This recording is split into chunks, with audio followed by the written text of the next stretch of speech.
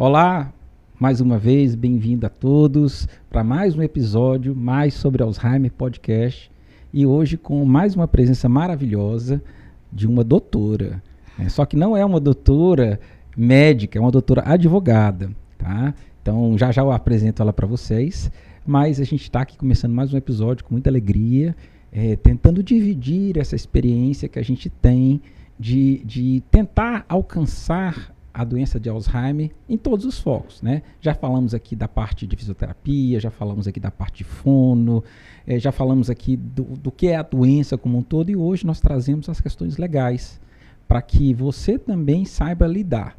Como eu disse, a gente quer dar todo o suporte para que você saiba lidar com cada situação da maneira correta. Então nós tentamos abraçar você de todas as formas para que assim você possa cuidar melhor daquela pessoa que você ama. E hoje nós trazemos, né, a doutora Ariane Graziele Lopes Carneiro, nome chique, né? Nome de gente rica. Ela é advogada, é formada aqui pela Universidade de Fortaleza, é especialista em Direito Médico e da Saúde, com pós em Direito e Processo Penal e é membro da Comissão de Saúde da OAB. Né? Seja muito bem-vinda. Obrigada. Tá? A gente tem uma alegria de estar aqui com você. Ela que também é professora do nosso curso, mais sobre Alzheimer. Tem uma aula lá, e a gente vai crescendo em parceria.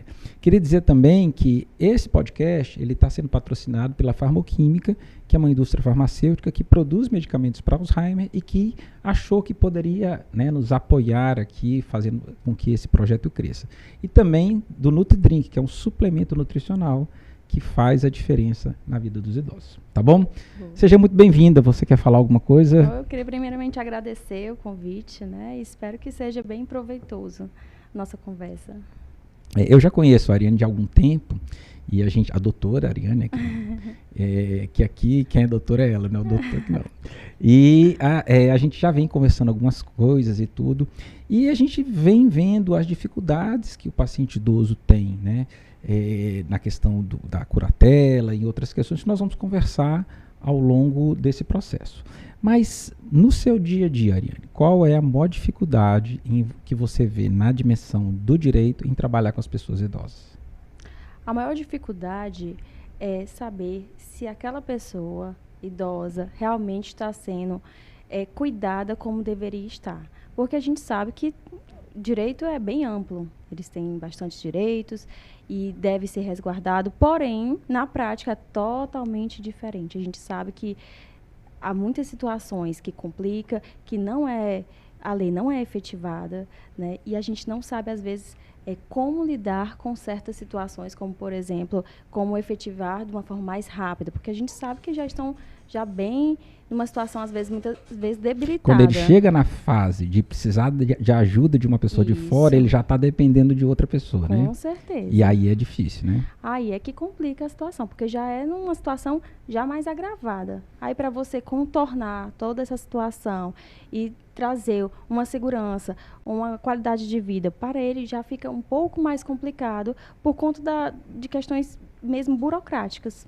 Ser ágil nesse momento é extremamente necessário. Porém, a gente sabe que isso não acontece, né, como deveria acontecer. Uma coisa que já aconteceu muito não, mas algumas vezes no meu trabalho é ver que aquele que é o cuidador principal está maltratando aquele idoso. Sim. Só que ele é a única pessoa com a qual aquele idoso conta no momento. Uhum. E aí nós ficamos na seguinte situação: se eu denuncio aquela pessoa, aquela senhora que está sendo cuidada por aquela pessoa, filho, sobrinho, às vezes neto, aquela pessoa vai ser impedida de cuidar da avó, da mãe, mas aquela pessoa vai para uma instituição de longa permanência. E nem necessariamente vai ser o melhor para ela. Sim. Então você fica naquele jogo de cintura, né? Se eu denuncio, né? Claro que não são violências graves e tudo, mas assim, maus tratos muitas vezes, né? Algumas psicológica, algumas negligências. Sim. E a gente vive um desafio. O que a gente faz na hora dessa?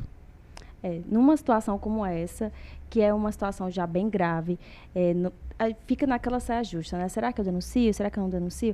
Porém, tem que haver um bom senso, né? Será que o melhor seria estar numa instituição de longa permanência? Né? Será que não seria pior?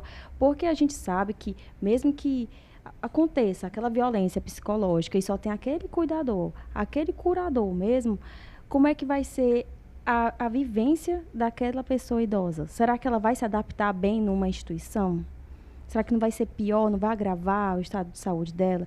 Então, aí é que entra a necessidade de uma pessoa, até mesmo, para não vir a denunciar, até mesmo conversar com essa curadora, para poder analisar, ver se é realmente isso, se não teria um outro caminho, se não teria uma outra pessoa, tentar, de certa forma, investigar. Eu sei que é complicado para o médico entrar em ser um pouco invasivo, né, com relação à vida daquela pessoa, mas muitas vezes é necessário. Porque se você chegar a denunciar e ela tiver que ser direcionada para uma instituição, os problemas podem aumentar e o estado de saúde também.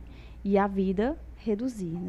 Sem dúvida. E também, às vezes, aquele idoso que está sendo maltratado, ele não quer que denuncie o filho. Sim. Então, você fica naquela situação. Às vezes, eu já vi situações como, por exemplo, é o filho querido do coração, mas que leva todo o dinheiro da idosa. Sim. E que não sobra dinheiro para o remédio dela, mas ela cuidou daquele filho a vida inteira daquele jeito, tirando dela para dar para ele. E aí ela fica idosa, às vezes começa a demenciar, e se você contrariar, ela fica transtornada, meu filhinho, e o filhinho tá lá. Eu vi uma situação uma vez, que o filho foi morar com a mãe, levou a esposa e 2 filhos, depois impediu os outros irmãos de terem contato com ela, e levou essa mulher para o interior, essa senhora para o interior, parou de pagar o plano de saúde dela e foi pegando todo o dinheiro dela e ela estava num estado deplorável. Os outros filhos tiveram que entrar com uma ação judicial, um mandato de segurança, e foram lá resgatar com oficial de justiça, polícia militar, e resgataram. E essa pessoa veio para Fortaleza. Eu fui consultá-la nesse momento, né, que eu não conhecia ela de antes, e ela viveu só 3 meses, porque o estado de saúde daquela senhora é absolutamente deplorável. Sim, abalou todo o emocional dela. E a gente entende que, por mais que a pessoa, a idosa, tenha aquele curador que ela ama, que ela quer muito bem, e é um curador que está maltratando, né, trazendo problemas também físicos, psicológicos, patrimoniais, mas a gente necessita analisar a situação como um todo. E, graças a Deus, de certa forma, ela tinha outros filhos, né, para poder intervir com relação a isso. Mas a situação, de certa forma, psicológica dela ficou muito agravada. Eu devo procurar o advogado ou o Ministério Público? Qual é a conduta certa? Pronto, aí depende muito da situação, né? Nesse caso, é o Ministério Público. Tem que procurar o Ministério Público para efetivar uma denúncia.